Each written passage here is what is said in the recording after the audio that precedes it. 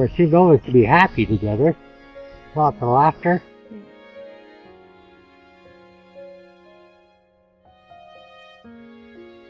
The happiness that they had, I wouldn't quite comprehend that. When I asked my dad, he said, well, I asked him, the dirty 30s, nothing but dirt blowing around, and in wintertime it was snow blowing around, it was cold.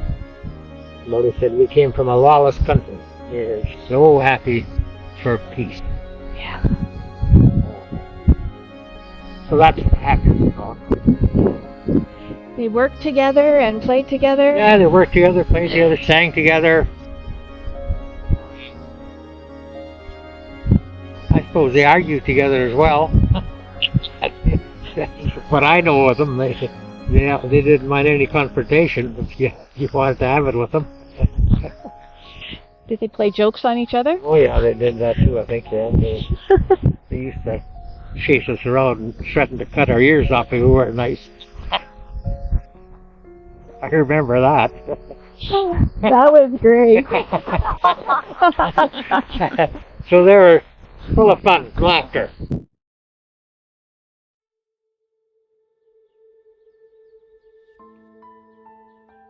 I remember one time my parents always had devotions at night, and we'd have to kneel by the chair, So one time we were kneeling, and I got up and I made the circle. I tapped everybody on the bum.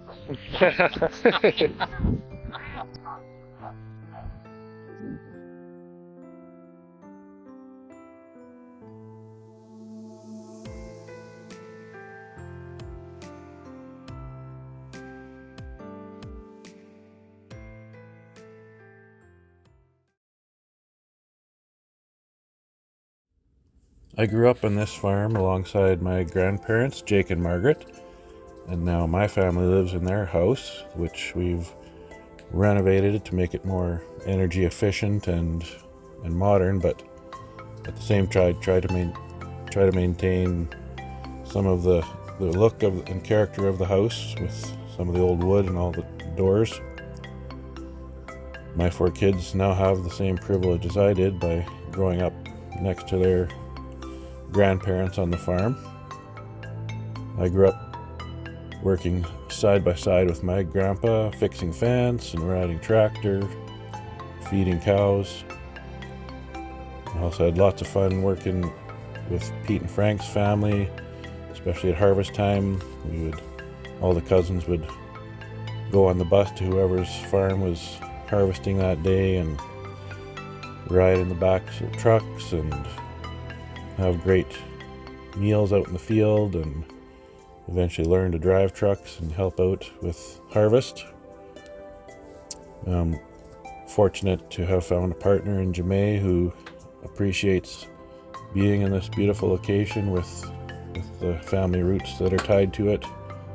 And she's also taken on the daunting task of working on what we call Grandma's Garden and growing a lot of the traditional things in there, but also adding things like pumpkins and flowers and saskatoons and cherries and haskap. It's kind of an honor to live in this beautiful place where history dates back much longer than our family. There's a lot of signs of indigenous life here, and so it feels pretty cool when you walk out in the native pasture and feel the history of this place.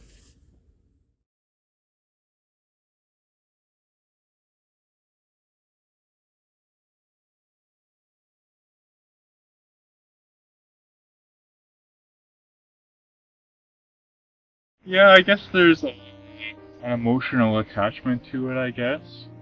You kind of feel a responsibility to keep up the family legacy and keep things going as well as you can as well, and at the same time moving along with technology and updated practices on maintaining the land and doing the best you can to keep it healthy and thriving.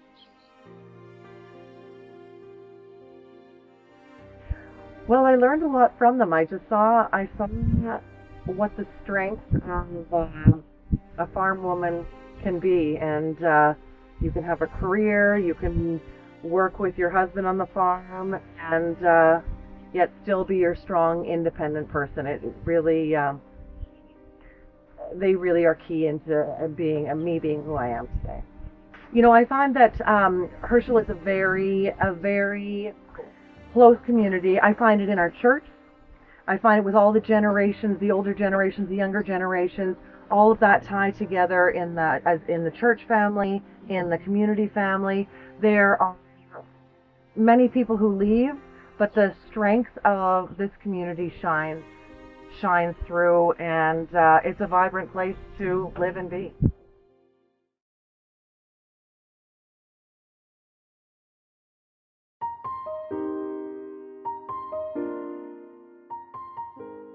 I was on a very different career path. I blame my guidance counselor in high school, I guess, for telling me to pursue engineering, because that was sort of I guess it was my best strengths in high school, and so I enrolled in the College of Engineering and finished a degree there. I worked as a professional engineer for 6 years before returning to the farm. If you've seen the play that the community of Harris has created called Pullover Land, that captures a lot of what I experienced. That's a special part of this church community, and I'm thankful my kids have been able to experience it as much as they have already. I'm really happy that our kids have grown up with what they have today. The church has always felt like a group of people that will catch me if I fall.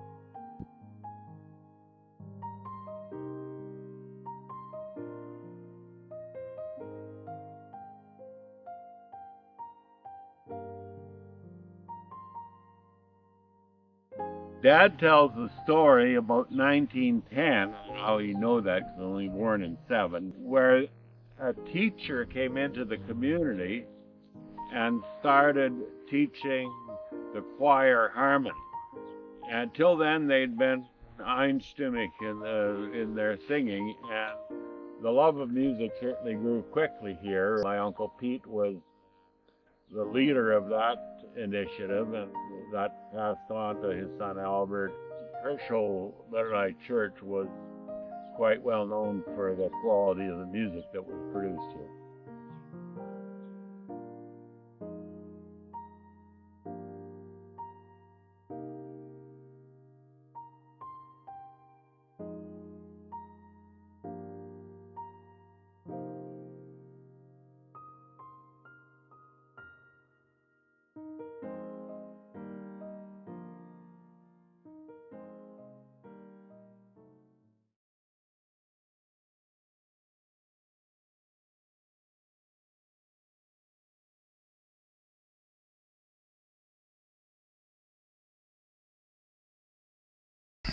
Yeah, he was very community-minded. He was anxious to do his share of the community building work and so on. He was instrumental in building the skating rink, skating and curling rink in Herschel.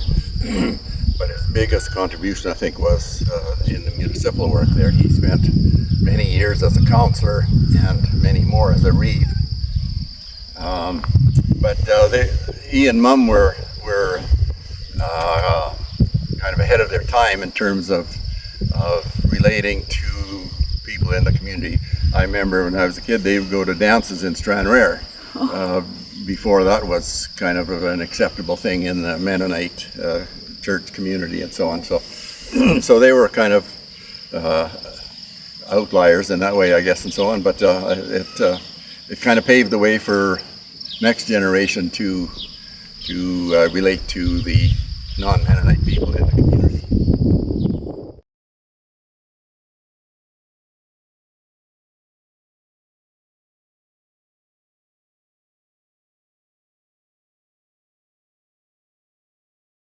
Mostly, I come away with more of a feeling of having been part of a rich, secure, and supportive family community. The cohesiveness, cooperation, and closeness that the whole family exhibited towards each other was remarkable.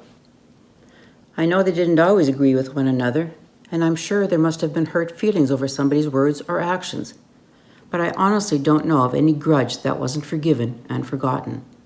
They were family, and they were always ready to support each other when needed. My mom lived in Saskatoon for 37 years, 26 together with my dad, and in all those years, she never considered Saskatoon her home. Herschel was home for her. Herschel was family. The closest she ever came to feeling like Saskatoon was her home is when Uncle Abe and Aunt Erna moved into Bethany Manor, where she was living. Home was when her Herschel family lived in her community. Lately, I've read some accounts of the lives of Mennonite families who were unable to immigrate to Canada from Russia, and it gives me cause to be extremely thankful for the difficult decision that was made by B.B. Weens and his family to endure the difficult journey out of Russia, across the ocean, and then to endure those difficult early years in Canada. Together as a family, they survived and thrived. My wish for all of us is that we may all experience the same rich, non-judgmental, and close family life that our parents enjoyed.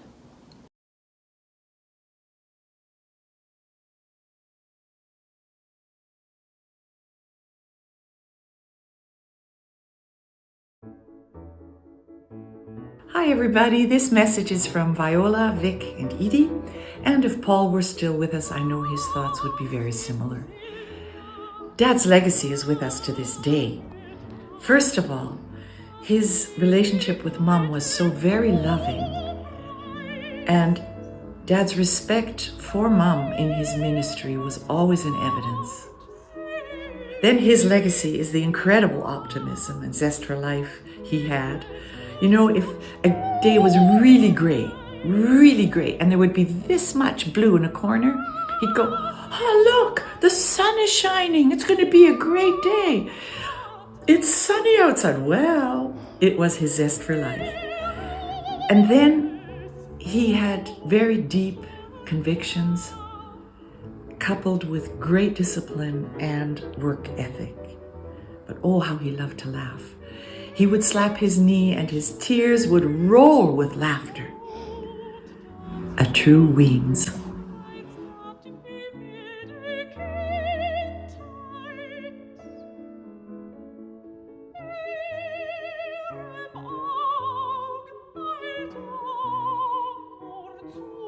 Greetings to all.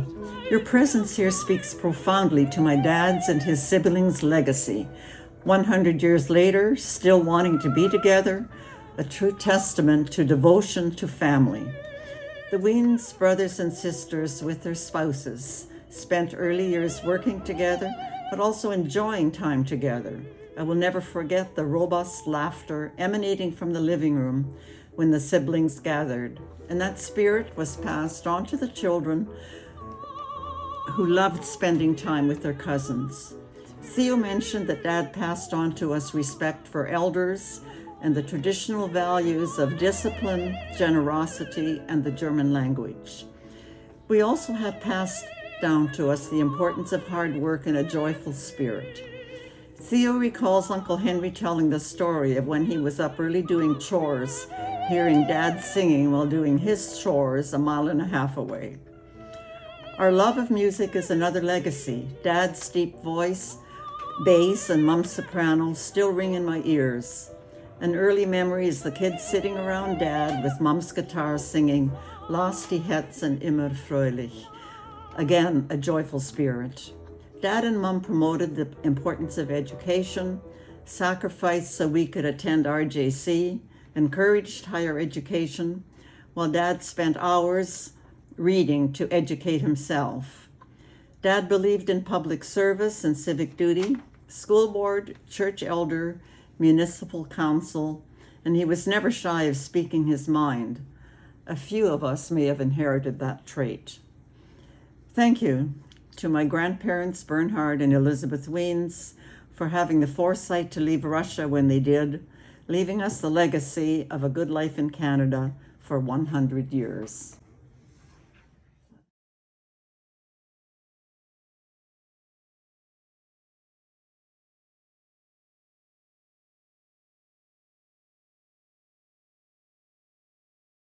George Bernard Weems, the youngest son to move to Canada in 1924, was 8 years old at the time.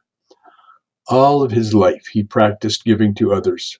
His beliefs were captured in his favorite poem, Abu Ben Adam.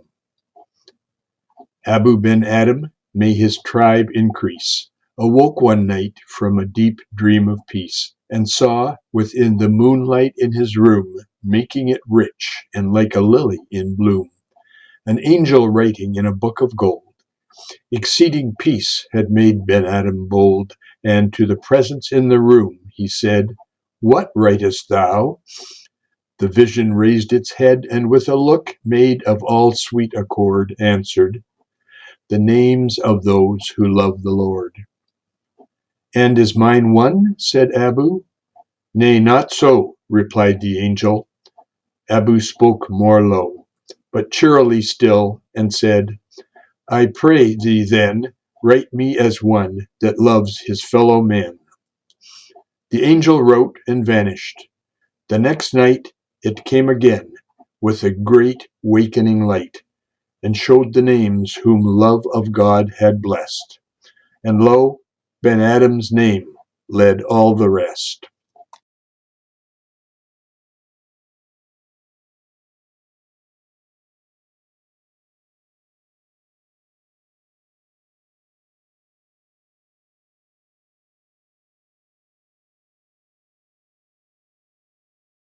My mother was 4 years old when her family came to Canada, and I have often speculated on what impact that dramatic transition may have had on my mother and the rest of her family. I imagined the urgency of the circumstances under which they left, with red and white armies taking turns traumatizing local farmers in Friedensdorf, which included regular beatings for her father, Bernard. Given these early childhood experiences, it is a wonder that my mother's boisterous laughter and sense of humor were so notable in her life. That alone is some kind of legacy. On a visceral level, my Weens legacy would have to be my love for carbohydrates. Every Friday, Mum baked a massive pile of homemade buns that were still fresh enough for dipping in coffee with visitors over Sunday Faspa. When I asked my siblings, Paul, Linda, and Chet, about what the Weens legacy meant to them, they were notably at a loss. It has been several years since Mum passed, after all. My brother Paul, a man of very few words, offered, "I think her family is her legacy." It's hard to argue with that. Family of origin was always huge for our mom. As a child, I recall the absolute joy she exuded while cooking and cleaning in anticipation of a visit from someone in the prairie wing of the family, or in her preparations for a week-long family drive over the Rockies, which included preparing several days' worth of peanut butter and jam sandwiches, which quickly dried out and had to be washed down with gallons of Kool-Aid, all to avoid wasting good money at gas station cafes. Mom's love for her family left her homesick. Over time, she transferred that family love into a love of local community activities, participating in talent shows, Boy Scout paper drives, and community council debates and decisions, all to make Bridgeview a better home for her new family. When I was 13, we moved to our new home in Cedar Hills, which was 1 block away from the Mennonite church. That proximity to the church revealed my parents' growing priorities in their later lives. They became deacons, offering home visits for sick and infirm, volunteering and serving on church council. Their volunteering included helping set up a new home for a Vietnamese family of boat people. I think sponsoring and welcoming of the Nguyen family truly captured the legacy of the next stage of the refugee experience. In my mom's case, her ability to imagine, based on her own experiences, fears, and challenges, what the impact may be on the then present-day refugees from war-torn Vietnam, and then reaching out to welcome and help them settle in their new home in Canada. Congratulations to the Weens family on their 100 years in Canada. Thank you.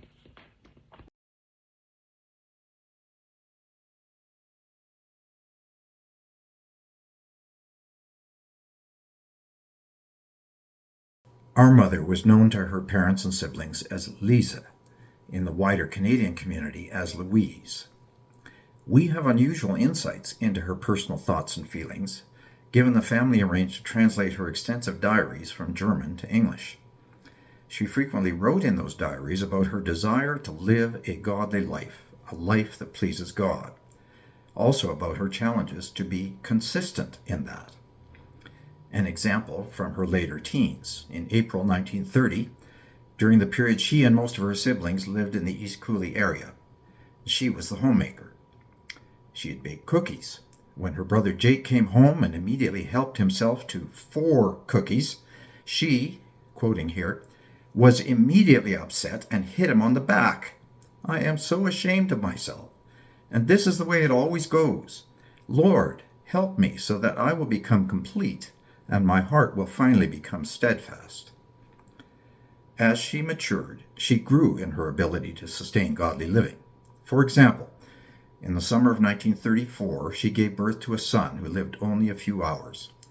While she was understandably devastated, she wrote, "But praise be to God, the next day I could already submit to His will."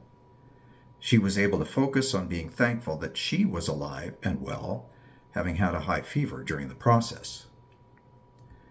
After Gert was born, our mother wrote, "The Lord has so wonderfully heard our prayers. May we never cease to thank Him."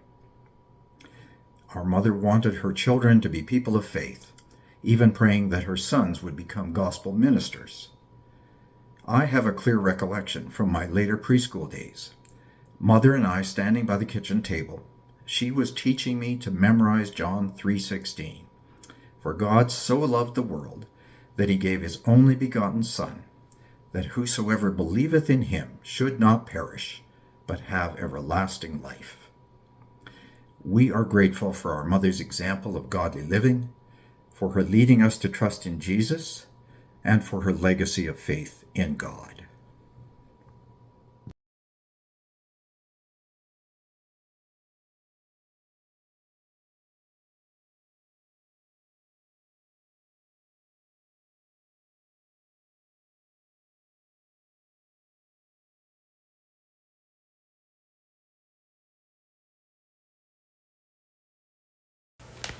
Hello, Weens. I'm Bruno, and I'm speaking on behalf of my siblings about the legacy of our parents, Peter and Tina Weens. We grew up in a home where music was very important. For example, in his new home, Dad built the living room ceiling as high as possible to achieve the best acoustics results. Also, Dad was a music conductor at the Mennonite Church in Herschel, followed by my brother Albert. As the eldest sibling, Dad took his role of keeping the family together very seriously, along with his faith. He and Mum understood the joy of being together. Boxing Day gatherings, a tradition that started in the early years at our household on section quarter of Section 9, eventually moved to the Rosetown Senior Center as the Weens family grew. My dad was not just a man of music and family, but also a man of progress. I remember our farm having one of the first power generators in the area. His willingness to embrace new ideas was a trait he passed down to my brother Hugo and myself. We were among the first in the area to do things such as straight cutting, direct seeding, and aeration, a testament to our family's pioneering spirit. Mom and Dad would be proud if they were here with us today, seeing that we continue the legacy of technology adaptation, the continuance of our family gatherings, and enjoying the love of fellowship and music. Thank you.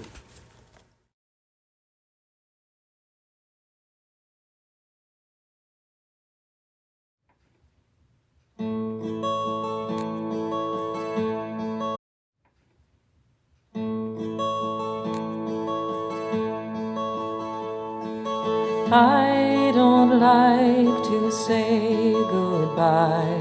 I don't want today to end. But we will be happy together tomorrow again.